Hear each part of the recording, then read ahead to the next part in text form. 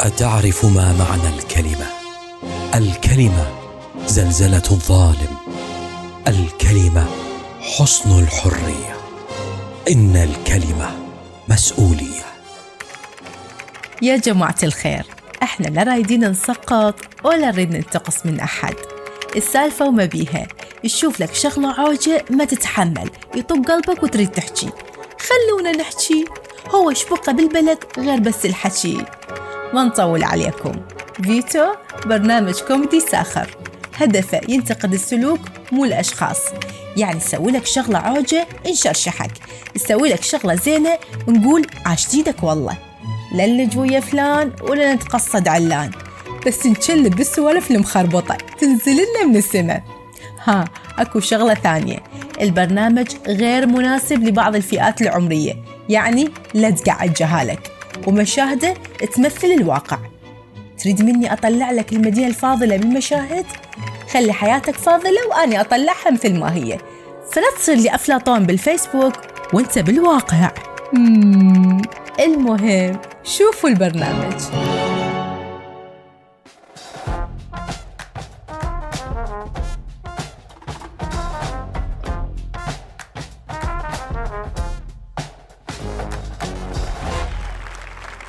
مرحبا يا شعب المليون استقطاع، يا شعب 1%. هلا بكم بحلقة جديدة من فيتو شو، البرنامج اللي نصيح ونقول ونتعارك بيه. اليوم موضوعنا مختلف، شريحة جديدة لشريحة الأمة الجديدة. بس لا عبالكم هاي شريحة الإنترنت، لا، هاي شريحة الناس اللي لا موظفين ولا متقاعدين، بس اسمهم المجبورين، المغلوبين على أمرهم. شايف اللي عايش بحالة لا هم الراضين ولا هم اللي قادرين يفتحون حلوقهم، لأنه يخافون لو يحجون يطلع دينار ويفقدون بداله 10. والمشكلة النوب يوميا شارخيك بقرار، النوب قرار استقطاع 1% من رواتب الموظفين والمتقاعدين شريحة جديدة، شريحة هذول لا هم موظفين ولا هم متقاعدين، هذول اللي اسمهم المجبورين، المغلوبين على أمرهم. شايف تريد تحكي بس تخاف لتخسر أكثر، شو تسوي؟ تقضيها. المهم ماجد، ليش أحسك ضايج من موضوعات الاستقطاع؟ ترى يلا عادي، هي كلها 1%، مو رقم كبير. احنا قبل سويناها، ولا تنسى احنا عادي متعودين على الاستقطاعات بكل شيء. هم مو طبونا باسم الدين والمذهب وانتظرنا سنين. يلا قلنا لهم عمي هو هذا اللي وصى بيه الدين والشرع، وقدرنا نبطل سحرهم. هسه طبونا من الإنسانية، ياخذون فلوسنا بالرحمة. شلون تريد نوقفهم؟ يعني يراد عذر 1 على 1 وبيسلايد، ورقم العذر 1 بغداد، يلا اشتروا. من الأخير ما تقول عندك حلول لو تقضيها علينا بس تطرح مشاكل. زين، المتقاعد شلون؟ المن يكتب؟ أريد أفتهم، المن يكتب المتقاعد؟ هو هذا العذر المضبوط، عاشت إيدك صدق. المتقاعد شلون المن يكتب؟ لو هاي بس استقطاع وقبل. المتقاعدين ما عندهم وزير، ولا تقول لي راجع الوزارة وقدم طلب. ناس كبار بالعمر، يعني راح يصرفون 100,000 كراوي بين روحه وتعال يلا يوقف استقطاع 6,000، يعني ما ترهم من الأخير. أطلقت هيئة التقاعد الوطنية رابط التقديم عبر منصة أور. هذا الرابط راح تقدر أنت كمتقاعد مدني أو عسكري توقف حالة الاستقطاع براتبك اللي راح تصير بشكل شهري اعتبارا من 1/12/2024. يا عيني ما شاء الله، رأسا لقوا الحلول. هيئة التقاعد جابتها من الأخير، رابط وانت قاعد ببيتك تسوي. زين، هيئة التقاعد بما انه عندك هيك قدرة وتسهلين الامور على المتقاعدين، ليش ما تخلين مراجعاتهم على التقاعد بالإنترنت. يعني اللي يسوي معاملة تقاعد يكملها من بيته، اللي عنده مشكلة يصرف التقاعد ويقدمه من بيته. ليش إلا يجي يحج يمكم ويزور ويشلب بالشباك مال الموظف ويشوف 30 سنة اللي قضاها بالوظيفة فيلم يطلع قدام عينه بالأبيض والأسود، واسم الفيلم قلة قيمة. لو هو يقدم ونخابرك فيما بعد ويمشي شهر واثنين وثلاثة ويجيب الرابط وأوقف الرابط وراح الرابط ومو هذا الرابط وسيتم الاتصال بك وقدم مرة أخرى وتقضي الأشهر عليه لحد ما يأيس من إيقاف القطع. ننتظر ونشوف إذا إجراءكم صدق وتنفذون طلبات الناس المقدمين على إيقاف القطع، فهنا ماكو عذر أمام تحويل إجراءاتكم كلها بالنظام الإلكتروني. وإذا لا فراح تشرفون يمنا ننطيكم استمارة 6 تملوها على الصفحة بالاستوديو. إي ماجد هسه شنو حتى هذا عذرك انضرب بولش وضاع، شو نسوي لك بالله؟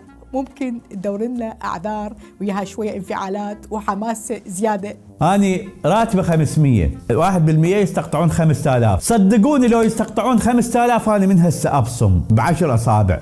يستقطعون ويقولوا ماجد سليم قال أكثر من 5000، وباب كبير للسرقة. وباب كبير للسرقة. ليش هو الفساد بالألف والألفين ما أتصور هيش وصل بينا الوضع. الدنيا افترت على الحرامية بعد ما كانوا يبقون مليارات وتريليونات، قاموا يركضون ورا بوكة الخردة 4000. صح خزينة الدولة فارغة وأكو أفكار لأنه يأجرون القاصة، حتى البنايات راح نفسخها ونبيعها، والديانة إيش ننطيهم؟ مبنى مصرف الرافدين الذي هو الآن كما ترى زميلي يخضع لعملية هدم وإزالة المبنى. هذا البناء يعتبر كما يسمى هو إيقونة بغداد. الأسباب حسب الجهات المختصة أنه بدأت البناية بالتهالك وشكلت خطر يعني هذه البناية على حياة المواطنين، حياة الأماكن القريبة من هذا المكان. بالنتيجة خضعت لعملية هدم وتفليج. هي هاي المشاريع الناجحة، بناية الإدارة العامة لمصرف الرافدين اللي بشارع الرشيد انبنت بال57 وصار لها 67 سنة. طلعوها تقاعد بس لا عبالهم شكو شي يعبر 60 سنة يحلول التقاعد. عمي بنك إنجلترا بلندن انبنى 1734، بنك مونتريال بكندا انبنى 1847، بنك المركزي بإسبانيا انشؤوا 1891، بنك اسكتلندا 1806. انتو شبيكم؟ ليش حتى البنك ما يطول عمر وياكم؟ شنو تاكلون الصب مالته؟ هاي بس شافوا اكو بناية جديدة للبنك المركزي قالوا احنا ايش بينا العد؟ اشو تعال مكتب استشارات الجامعة التكنولوجية بضميرك بنايتنا مو تريد توقع؟ قال لهم أكيد البناية ما بيها صيانة وترميم وبيها تشققات. يا عمي هي رجلين البشر وبشرتها بيها تشققات، تريد البناية ما بيها تشققات؟ فرغوها من الشهر الثالث وما ندري راح يبنون من صدق لو استثمار الحق ربعك، لو تطلع أبراس أهل السلف والقروض تبين. نرجع وياكم للاستقطاعات، لو مسويها لموظفي مصرف الرافدين اللي ظالين بدون أيقونة شارع الرشيد ونلملهم لو نسوي لهم سلفة. يلا قيمة الاستقطاع ايش قد تصير مثلا؟ غير كم مليون؟ احنا مجموع رواتب هاي الموظفين والمتقاعدين مو تمام؟ زين تبلغ ما يقارب 80 تريليون دينار سنويا. الرواتب والمخصصات هسه ما قال من الاسم المخصصات ما هاي هم ما عرفناها. زين بس هي 1% من الكل يعني. زين 80 تريليون اذا تجي تاخذ منها 1% هاي راح تطلع 800 مليار دينار بالسنة، يعني اكثر من اللي تقوله تقريبا 600 مليون دولار. هاي المبالغ تسوي ميزانية كاملة لدولة لبنان. حلو التعاطف يعني بس مو لهالدرجة، بس ما شاء الله طلعتوا تفكرون وتلقون حلول. أشو هاي الحلول؟ ما لقيتوها للشعب العراقي المسكين يعني هذا الاستقطاع ما سويتوه للشباب العاطلة عن العمل وما إلها درجات وظيفية للتعيين، ولا سويتوا استقطاع منهم لمشاريع سكن إلهم، يعني تجيب الموظف تستقطع منه وتسوي له مجمعات سكنية. بس هم زين ما سويتوا هالشي، كان بس تستقطعون منهم وما تسووا لهم أي شيء. ولا سويتوها أصلاً من أيام النكبة بداعش دخل على أراضينا وأهلنا وناسنا تهجروا، والنازحين اللي قعدتوهم بنص الخيم، وناس بالشارع وناس بالمدارس. أصلاً حتى الأموال اللي خصصت لدعمهم نصها انسرقت، هاي إذا مو كلها، ونصها راحت مشاريع وهمية. هاي المشاريع كلها ما سويتوها. ما سويتوا مثلا استقطاع لدفع التعليم بالعراق ودفع عجلته. ما شاء الله مدارسنا نصها بطين بالقرى والأرياف، ومدارس أكو دوام ثلاثي ودوام رباعي، وإذا تبقى عليكم تصير خماسي وسداسي وسباعي. زين يعني أكو حلول وأكو أفكار ما شاء الله. لو أنتوا تروون الغريب وتبقي القريب عطشان. بس أحب أقول لكم أصحاب هاي الأفكار العظيمة اللي تخدم الجيران قبل ما تخدم الشعب، كل مرة هاي الأفكار العظيمة تغرقنا وتغرق البلد أكثر. المفروض تسألون الناس قابلة لو ما قابلة، يعني ما يصير تتصرفون من يمكم بجرة قلم بمال الناس. هو حر، يريد ينطي، يريد يساعد، يريد يكرم. ولا تقول لي مخير، لا حبيبي مو مخير، لازم يقدم طلب الوزير وكتابنا وكتابكم وأسئلة وأجوبة، هاي من غير الاتهامات. ها انت جماعة المؤامرة و60 لطخة يلطخ إذا ما حب ينطي. ثم المفروض انتو جهاز تنفيذي، يعني المفروض هيك قرار يخص الشعب وإحنا نظام نيابي تاخذون به موافقة الشعب، يعني على أقل تقدير موافقة مجلس النواب. هاي إذا اعتبرنا مجلس النواب يمثل الشعب، يعني ما يمثلكم، لأنه حقيقة الشعب بلا تمثيل. خلينا نشوف المواطن شنو رأيه. أريد مواطن، بس مو مواطن عادي، أريد مواطن متأذي من الإجراءات، مواطن يعاني من الروتين، مواطن يحس بوجع الاستقطاع. شوفوا الإسعاف، شوفوا الإسعاف، شوفوا الوسخ اللي بالإسعاف، شوفوا باع الإسعاف شلون مكسرة. ومحمد الشاع السوداني يريد يعطي 1% من الرواتب مال المعوقين والجرحى والعراقيين والشرطة والدفاع. 25 مليار دينار عراقي ينطيه للبنانيين والغزة، واحنا اسعاف براس حظ ماكو، علاج ماكو. لكم انتم شنو؟ الشعب مسوي لكم سحر. الله اكبر. الالم كون البيئة يندار بيكم وبعوائلكم يا ايها الطبقة السياسية، ولكم الالم البيئة دمرني، ولكم الالم البيئة انتم بدون دين. هاي الاسعاف، شوفوا الوسخ اللي فيها. الله اكبر عليكم وعلى عوائلكم وعلى اولادكم يا ايها الطبقة السياسية. ان شاء الله الالم البيئة يندار بيكم وبعوائلكم. هذا المواطن مو بس متعب، هذا المواطن يعاني من القطع أكثر من مرضه.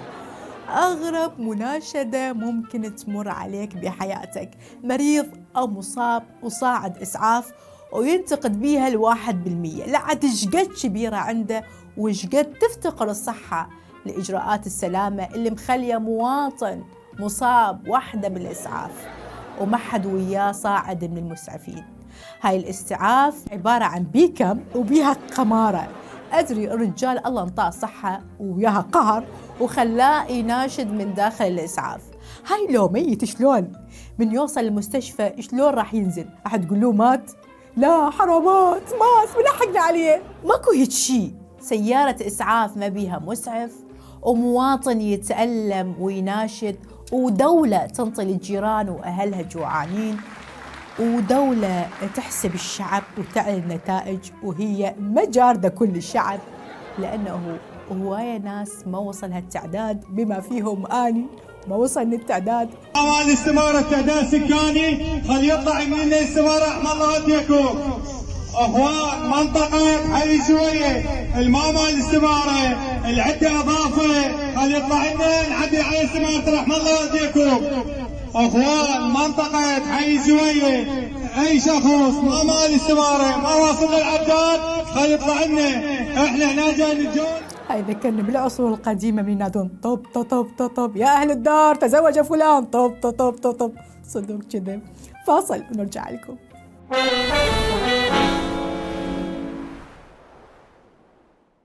أهلا بكم مرة ثانية. يصادف 25 نوفمبر أو 25 بشهر 11 هو اليوم العالمي للقضاء على العنف ضد المرأة. مناسبة عالمية العالم كلها تخصص وقت وتخصص مساحات حتى تزيد من وعي المرأة، وأيضاً تناهض المشاكل والعنف والاغتصاب وكل اللي تتعرض له المرأة بالعالم. تبدي بحملات تستمر 16 يوم يرفضون به العنف اللي تشوفه المرأة. مناسبة واضحة مو صعبة، الناس كلها افتهمتها إلا القناة الأولى وياسر سامي وإسراء العبيدي. ما أعرف يعني ما عرفوا شنو معنات هذا اليوم، وما شاء الله القناة طلعت لنا مادة دسمة جدا تتماشى مع هذا اليوم. إذا هم مش شمتين إنه ضربني أو تصير عادي وعلى قلبي مثل العسل. يبدو واضح من تصريحاتها إنه هي رئيسة نادي أنا أتعرض للعنف الأسري. كدمات وضرب مستمر وصلني للموت. من أنزل ترى ذاك اليوم قتلك، ذاك اليوم شباك قتل. لا حبيبتي، يعني ورا هالقتلة كان اكو حضنة عظيمة. يعني إسراء خلي أوضح لك شيء واحد، إذا أنت راضية تنذلين صحتين وهنا مثل ما يقولون، إذا عاجبك تقبلين الإهانة هذا خيارك الشخصي. رسالة أخيرة، قناة إعلامية مرخصة من هيئة الإعلام والاتصالات تطلع بخطاب تروج للعنف وتدعو المجتمع والبنات إنه يتقبلون العنف.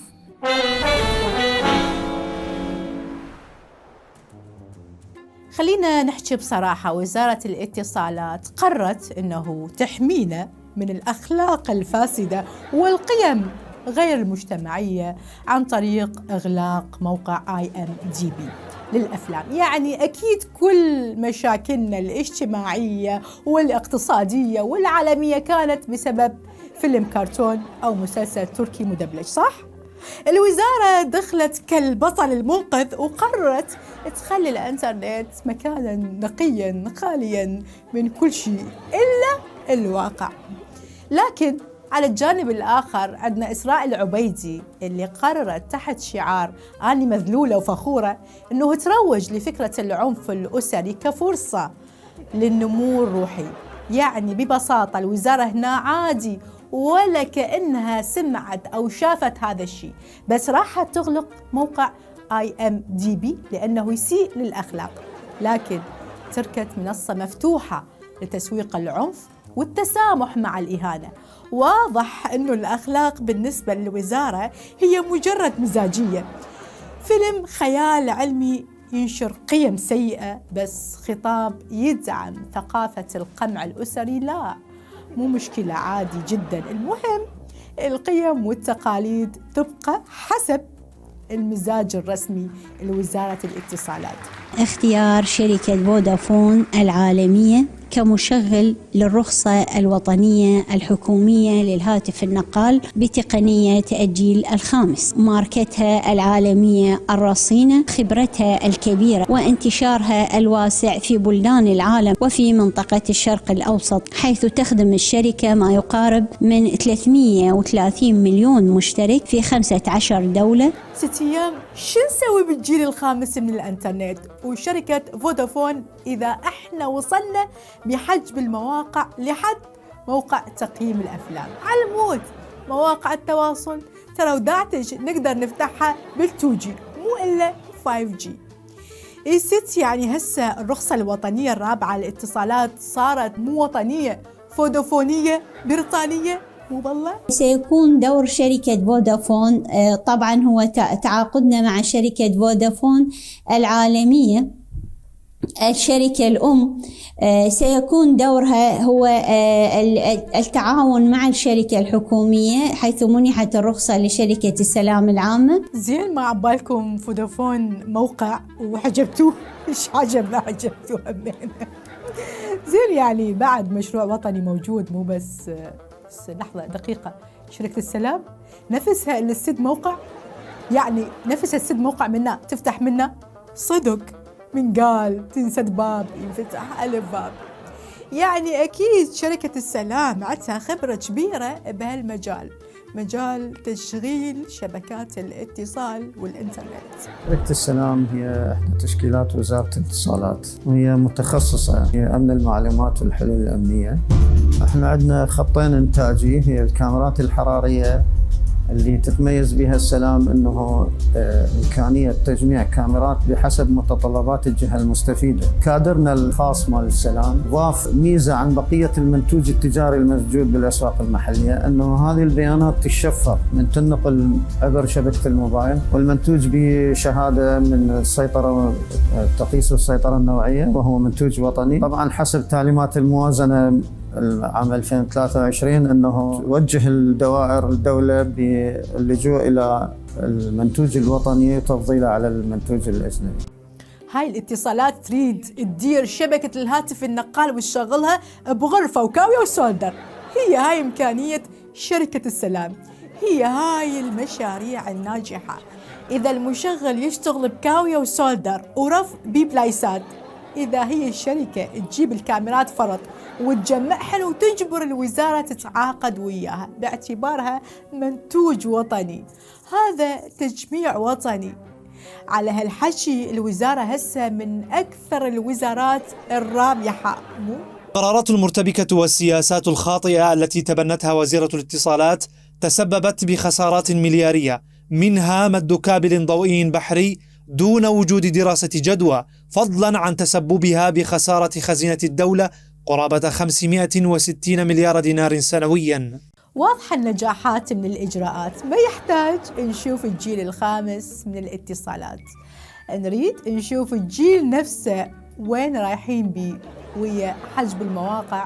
الناس تنزل أفلام ومسلسلات بثواني وإحنا نصفن، مرات ويا تنزيل صورة من الواتساب.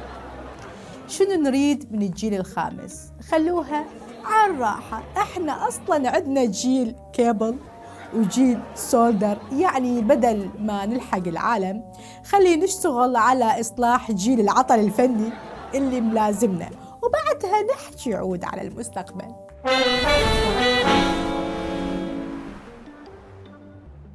أهلا وسهلا بكم في فقرة الترندات. الخبر الأول ويانا كان ترند باليومين السابقة.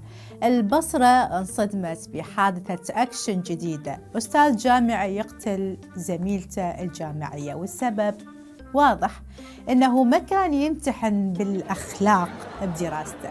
المهم الجريمة صارت بمنطقة مهجورة وما نعرف ليش الدكتور اختارها، يمكن كان يبحث عن الإلهام أو يمكن حسها أسهل من حل واجب طلابه.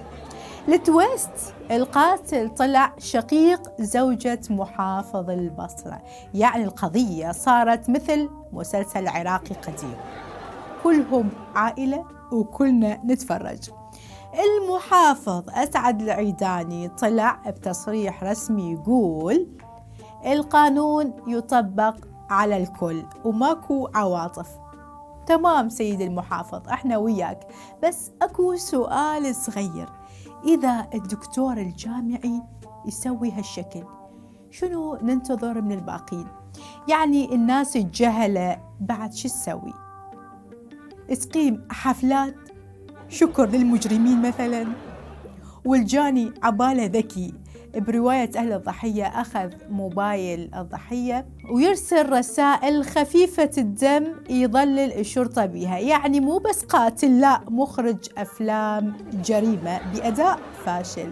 الخلاصة هذا الدكتور المفروض يربي أجيال، بس للأسف طلع يربي نفسه على خطف وقتل. بدل ما نطالب بالعدالة لازم نطالب بإعادة تأهيل حتى للأساتذة الجامعين. البصرة يوم جديد وحلقة جديدة من الجنون العراقي. هز محافظة البصرة يوم أمس حادثة قتل من نوع خاص، أستاذ جامعي يقدم على قتل أستاذة جامعية في نفس الكلية بمنطقة مهجورة. الأسباب والمسببات راح تكشفها الإجراءات التحقيقية، لكن الملفت بالموضوع أنه الأستاذ الجامعي وهو القاتل يقرب لمحافظ البصرة أخ زوجته، لذلك المحافظ السيد أسعد العيداني ظهر في تصريح يوضح ملابسات الحادث. يكون قانون يفرض على الجميع وتتحقق العدالة للجميع. أنا أولا حقيقة فخور بقواتنا الأمنية أنه ما تتأثر بالعواطف، وأنا شخصيا أيضا ما تأثرت بالعواطف بغض النظر أنه حصلت عندنا جريمة قتل. عمل فعلته الإجرامية وقام بقتلها، استخدم تلفونها تطلع على صفحة أختها وودى رسالة زين، وقام يجمل هو بصورته برسالة بأنه أنا متداين 5 ورقات وهذا خوش إنسان أبو إبراهيم اللي هو شقيق زوجة المحافظ زين، وهذا بالك تعطينا الفلوس وقف وياي وساعدني. ما درينا احنا الا بثنا انذبت على طريق الفاو، راحت للدوام وهالنوبه زميلها يعني دكتور جامعي، يعني هذا الدكتور الجامعي ايش خلى للناس الجهله، للناس المو مثقفه، يعني خطف او قتل. الخبر الثاني، شارع 60 من شارع للمرور إلى حفلة ديسكو بابلية. شارع 60 في محافظة بابل قرر يواكب الموضة، وبدل ما يكون مجرد شارع عادي حول نفسه إلى مهرجان ديسكو مفتوح. الإنارة هناك طافية شغالة طافية شغالة، كأنه عندهم دي جي سري يدير الشارع. المشكلة مو بس السواق بدأوا يضيعون الطريق، لا حتى السائقين صاروا يتمايلون مع الإيقاع. يعني إذا عبرت الشارع وما حسيت إنك بحفلة، ارجع وجرب مرة ثانية. أهالي المنطقة بدأوا يطالبون بإصلاح الإنارة، مو لأنهم ضد الديسكو، بس لأنهم يفضلون يشوفون الطريق بدل ما يراقبون عروض الضوء. فهل يا ترى راح نشوف الشارع يثبت على وضع النور الدائم، أم يظل ينافس على جائزة أفضل عرض ليزري في بابل؟ والأيام كفيلة بالإجابة. راح يسردون أهل الحلة هاي الأشراط بالعافية عليهم، بالعافية على النشرات. كل شارع 60 ما بيه شغل. اليايكم يا أهل مدينة الحلة قالوا شفتين، الحفارات والشفرات والاديات واقفة والشوارع والهواء حلو ومسويكم جو رومانسي. شوف هلا عمو وعلي مدللين. هم الحفريات شارع 60، هم الشوارع مفلشة وترابة، هم الهواء اللي يبي ويلعب واللي ضايع همين تلعب لعيب. عمي والله الجو ما صاير، هي عمي محسودين. وعلى هالمحافظ مدينة الحلة وأهل بابل يريد لكم تبخير مثل أهل الديوانية. ولهنا نكون وصلنا وياكم إلى ختام هاي الحلقة. نشوفكم إن شاء الله الأسبوع القادم بحلقة جديدة. بأمان الله.